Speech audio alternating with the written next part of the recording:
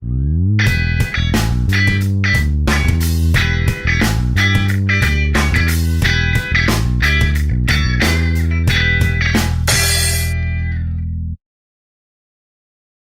por aqui a linha do tempo das nossas discussões. Eu vou abandonar a Bíblia, a Revolução Francesa. Vou começar aqui em 1871, que é o fim da Guerra Franco-Prussiana. O Bismarck invade a França, assina-se um acordo de paz em Versalhes e a França paga os prejuízos da guerra para a Alemanha. Que em 1914, 1918, Primeira Grande Guerra, que era esperada como a última das guerras. Em 1918, aqui temos um fato relevante. Em 1913, cria-se o Banco Central Americano. Aqui, em 1923, hiperinflação na Alemanha e vários outros países da área do Marco. O Hitler, eu acho que é eleito em 1933. O Partido Nacional Democrático Socialista tem maioria, ele é convidado para ser primeiro-ministro pelo presidente Hindenburgo, em 1933. Em 1939 começa a Segunda Grande Guerra e vai até 1945. Vamos pôr aqui uma marca, 1945 e 1980, e aqui temos a eleição de Reagan e Thatcher. Aqui várias crises, a última 2008, crise internacional financeira. O modelo SLM está por aqui, ó. O Keynes escreve o livro dele em 1936.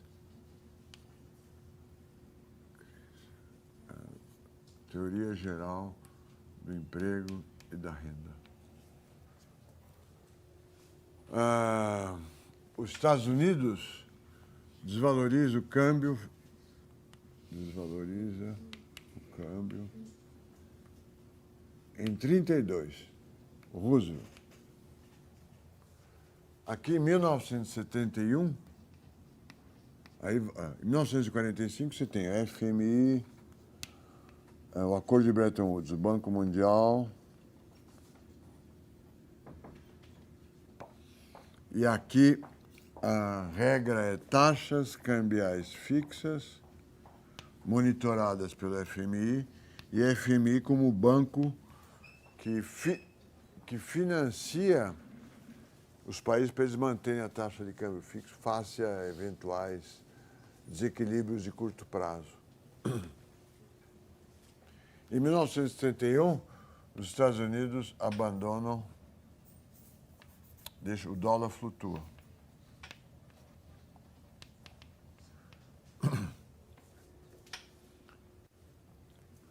Esse período aqui, 71, 14,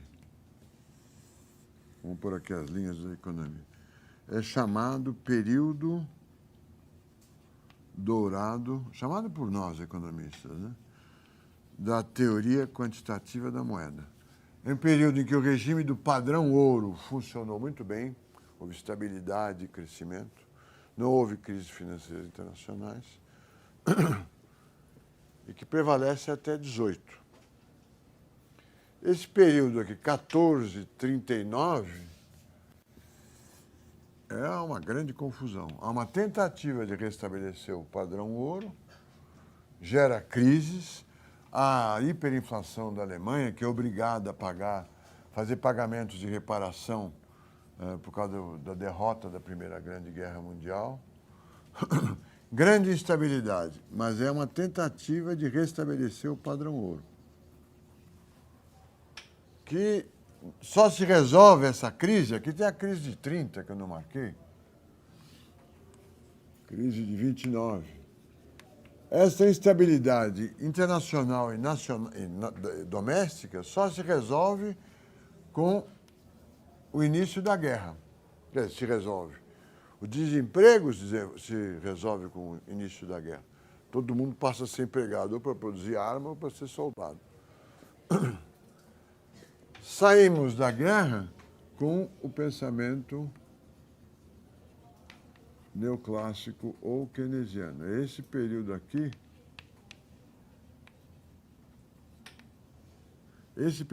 que está o ISLM, vamos dizer.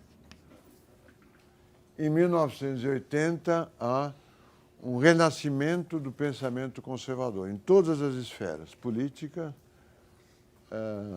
e, sem dúvida nenhuma, econômica. Aí o SLM, vamos dizer, o pensamento neoclássico, deixa de ser o pensamento hegemônico. A frase é: o Keynes está morto. Em 1989, cai o Muro de Berlim, e aqui o Marx está morto. Na imprensa, né? De verdade, não está. Então, nós estamos discutindo esse período aqui, ó. O modelo prevalecente nesse período. Quando viermos para cá, nós vamos discutir, vou contar a história como é que é. Primeiro é clássicos, depois eles são seguidos por keynesianos, por Keynes, que dá origem a vários tipos de outras escolas, os neoclássicos, que são esses autores que eu estou falando, Samuelson, Tobin, Solow, etc. E aqui uma reação dos clássicos são os monetaristas. Mas aqui eles estão por baixo. Aqui é o Friedman, o Harry Johnson e outros. Isso aqui vamos até 1936. Aqui é de 45 a 80. E aqui nós temos a virada conservadora, 1980, 2008, vamos dizer assim. Não houve uma desvirada. Aqui ainda tem uns seguidores do Keynes, que são os neo-keynesianos, que rejeitam a interpretação dos neoclássicos e se acham mais fiéis, são os assistentes e os colegas do Keynes, como Caldor, a Joan Robinson, Kahn, etc. Esses são, vamos dizer, estão à esquerda destes. Esse aqui está à esquerda dos neoclássicos e o monetarista está à direita dos neoclássicos. O neoclássico está no centro desse espectro político. No período conservador, que é o que nós estamos vivendo, os neoclássicos se transformam em novos clássicos. Lucas, Sargent. Os neo-keynesianos também vão para a direita, de certa forma, e se transformam em novos keynesianos.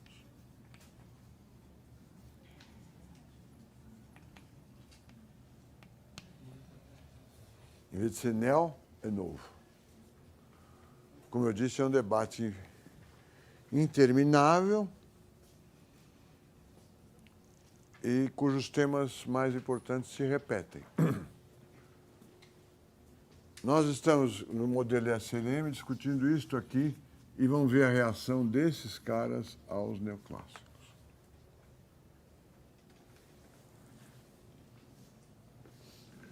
E eu nem mencionei os marxistas, que também fazem parte de algumas discussões. Os positivistas instrumentais, como o Friedman, que se não sabe o que é, eu vou explicar o que é, tem uma preferência injustificável pelo modelo mais simples. Então, a teoria quantitativa, para eles, é um modelo muito mais simples do que esse SLM. E produz bons resultados, segundo eles. Mas os assessores do Council of Economic Advisors do Kennedy e dos outros presidentes são todos eles neoclássicos e não monetaristas. O Tobin foi chefe da assessoria econômica do Kennedy e outros economistas neoclássicos estavam sempre em volta do presidente da República. Era a teoria prevalecente. Vamos mudar de aula, vamos entrar na aula próxima. A reação de Chicago. O artigo é esse que eu citei. TQM, Teoria Quantitativa da Moeda, a Reappraisal. O Friedman começa alguns dos seus artigos citando um mestre japonês.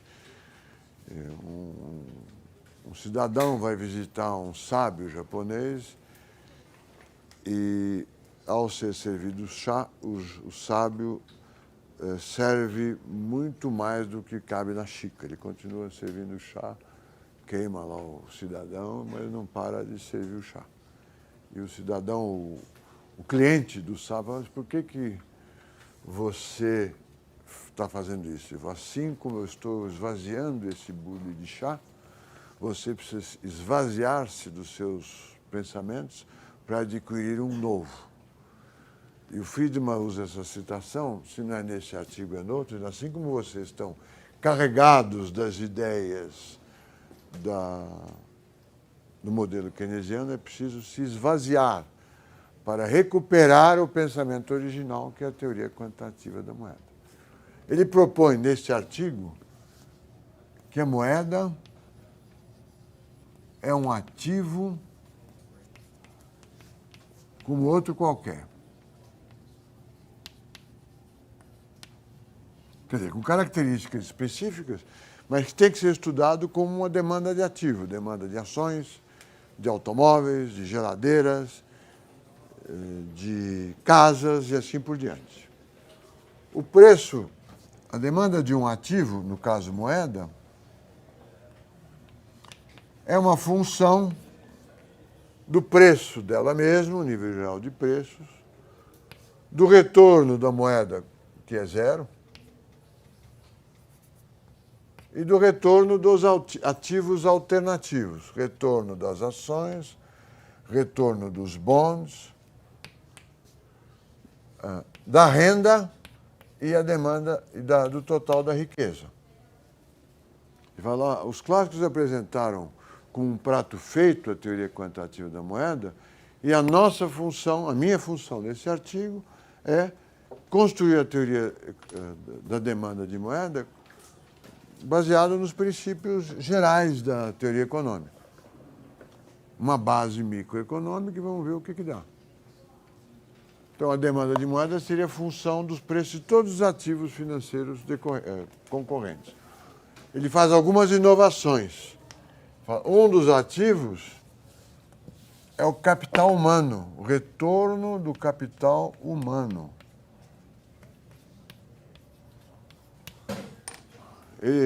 A Universidade de Chicago introduz essa ideia de capital humano, que parece um oxímoron. Ser humano não é capital, ser capital não é humano. Mas hoje faz parte do nosso discurso.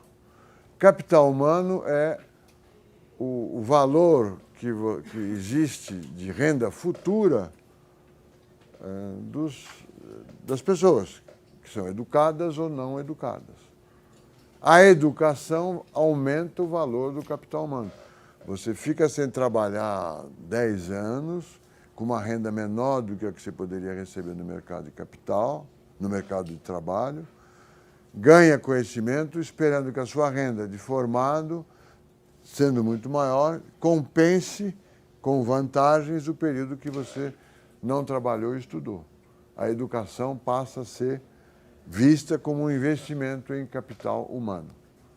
Agora, vamos fazer algumas hipóteses. Ele faz as hipóteses. O retorno das ações é dado pelo retorno do capital das empresas, físico. O retorno dos empréstimos é dado pelo retorno das empresas, que vão pagar os empréstimos. E, portanto, depende do retorno real do capital físico. O retorno do capital humano depende do retorno geral da economia, de uma média. todos eles são constantes, são imutáveis. Portanto, a demanda de moeda não depende, ainda que dependa desses ativos, do retorno desses ativos, eles não variam. Ela só depende do nível geral de preços, e da renda e da riqueza. Portanto, esta demanda de moeda pode ser escrita assim. Ou MV igual a PY. Nesse artigo, que é complicado de ler por causa da matemática, mas vocês têm que ler, ele está mostrando as hipóteses que são necessárias para que a teoria quantitativa da moeda, a demanda de moeda dos clássicos, seja parte da teoria econômica e não uma teoria caída do céu.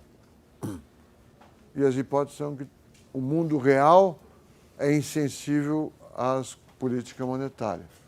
Aí ele enfrenta um outro problema. Se a teoria quantitativa da moeda fosse correta, item 9, teoria quantitativa da moeda, testes empíricos.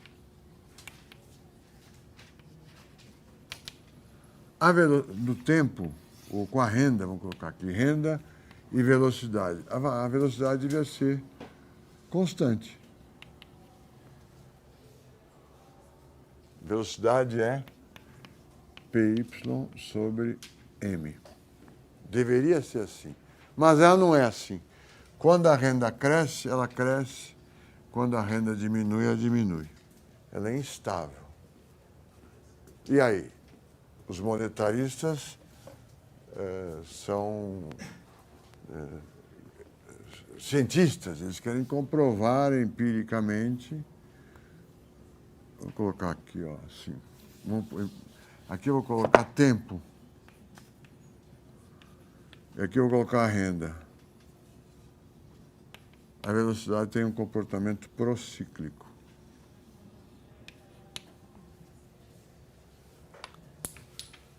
Bom, você diz que a velocidade é constante, como é que ela é procíclica? Como é que se compatibiliza? Falar essa medida aí está mal feita, porque é o argumento do Friedman. Você não calcula a velocidade, ou seja, a velocidade mede quanto que as pessoas, o inverso de quanto as pessoas querem reter em dinheiro. Aqui você está colocando a renda corrente, é PY corrente. Por isso que dá esse resultado. Na realidade, as pessoas, para fazer as suas decisões, quaisquer que forem, elas olham para a renda permanente, a renda que eles esperam ganhar num determinado período de tempo. A renda permanente é uma renda esperada, né? Não é a renda que você está recebendo. Ela é calculada como a renda que você espera receber no momento anterior, mais a renda esperada no momento anterior, mais um ajuste entre a renda que você esperava no momento anterior e a renda que de fato você recebeu no momento anterior. Essa é uma forma de ver. Quando eu deixo no banco R$1.000, eu não estou olhando para a minha renda de hoje. Eu estou olhando para a renda que eu espero receber no período próximo futuro. Como é que eu vou saber que valor é esse? Eu poderia fazer um inquérito. Quanto você espera ganhar? Quanto você tem no banco? Quanto você espera ganhar neste ano? Quanto você tem no banco? Quanto você espera ganhar neste ano? Ao invés de fazer isso, o Friedman propõe uma forma de construção de expectativas. Olha, a renda permanente esperada em T é uma hipótese. É igual à renda esperada no momento anterior, mais um ajuste decorrente do erro entre o que você esperava e o que você recebeu no momento anterior. Ele criou uma forma de estimar as expectativas. Nós não reagimos com relação a variáveis correntes. Também reagimos a elas, mas nós reagimos somente com relação a variáveis esperadas. Então, ele diz a demanda de moeda é função da renda esperada, que ele chama de renda permanente. Como é que se calcula a renda permanente? Vamos testar essa hipótese aí. Talvez seja assim. Mas esquisito, né? O cara erra e corrige só uma parcela do erro. Né? O que o Friedman responderia? A hipótese é irrelevante. O problema é saber se, a partir dessa hipótese, eu obtenho resultados que se confirmem no mundo real.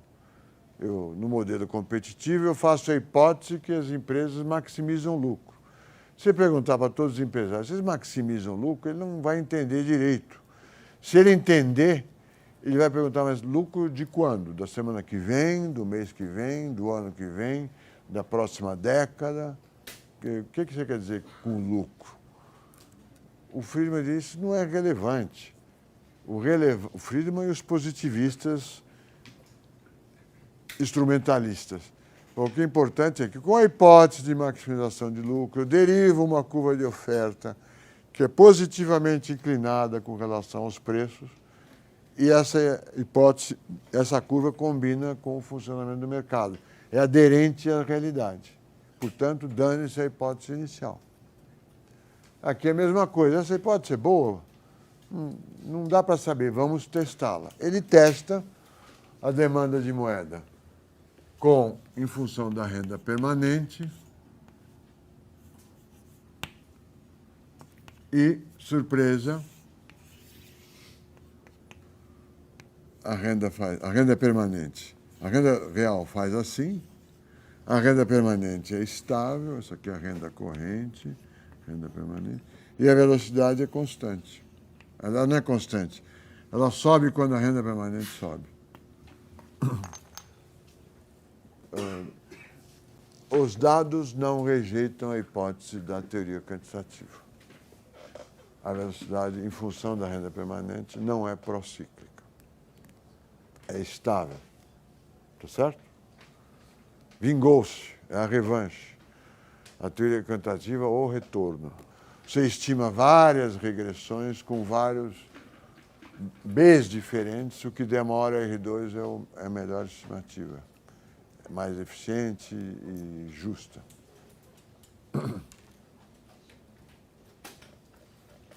O mesmo argumento, o mesmo método, ele usa para uma outra questão, que não faz parte desse curso, mas eu posso mencionar. A função consumo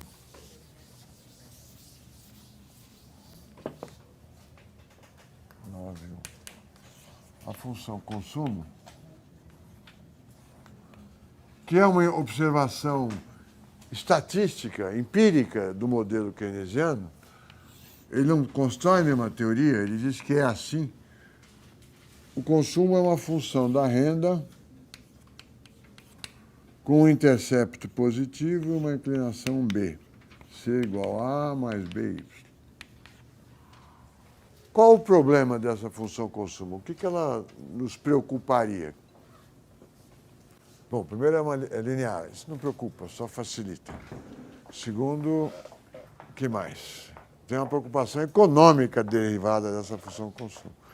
O que acontece com a propensão média a consumir, com a parcela da renda das famílias que é consumida conforme a renda cresce? Ela é decrescente. O consumo médio nessa renda aqui é o consumo médio é este consumo dividido por esta renda é dado por este ângulo aqui, ó, alfa zero. Quando a renda aumenta, a propensão média a consumir cai e é constantemente decrescente. E daí? Problema matemático? Qual o problema de consumo médio ser decrescente com a renda? O que acontece com a poupança média? É o quê? Crescente. Se a poupança média é crescente, para a demanda agregada não cair, o investimento médio precisa ser, a participação dos investimentos precisa ser crescente no tempo, na renda.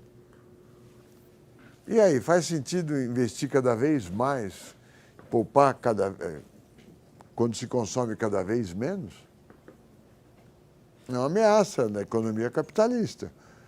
Né? Você está crescendo a renda e você quer consumir cada vez menos. Para que você está crescendo, então? Entendem? É um resultado empírico que coloca um problema para a economia capitalista.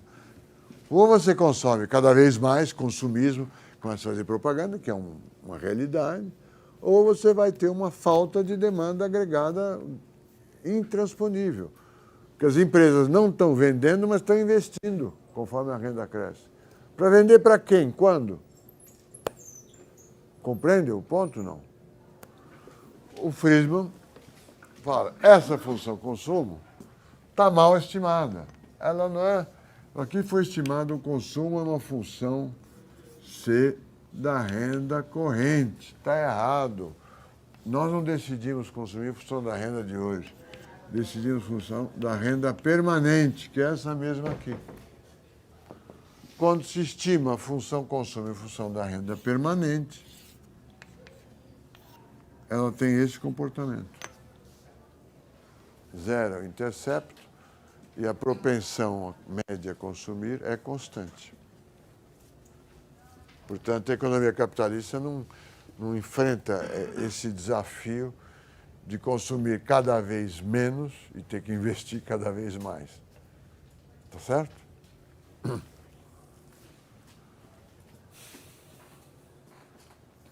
Esse aqui é um adendo, isso não é moeda. Certo? Moeda é só até aqui. Mas essa estratégia de calcular, de estimar as rendas permanentes, ou esperadas pela renda permanente, vai ser uma estratégia muito utilizada, um método muito utilizado, que só vai desaparecer quando aparecem os modelos de expectativas racionais. Então, nós vimos hoje o modelo SLM, como ele produz os resultados clássicos, como os clássicos, vamos dizer, se colocam contra, os herdeiros dos clássicos colocam contra os itens, os resultados da ISLM, falando do crowding out. Demos o artigo do Friedman, que resgata a teoria quantitativa da moeda. Mostramos que a demanda de moeda, mesmo no modelo clássico, ela tem que ser sensível à taxa de juros. E mostramos também que essa é uma discussão de um mundo de moeda fiduciária, mas onde a moeda é importante. Ser importante quer dizer, ao fim e ao cabo das transações, eu quero receber em casa dinheiro. Eu não aceito títulos da dívida pública, eu não aceito créditos na minha conta bancária, eu quero grana. É um mundo onde os cartões de crédito e débito são pouco relevantes. Né? E hoje, sendo relevantes, essa discussão perde relevância. Tá bom?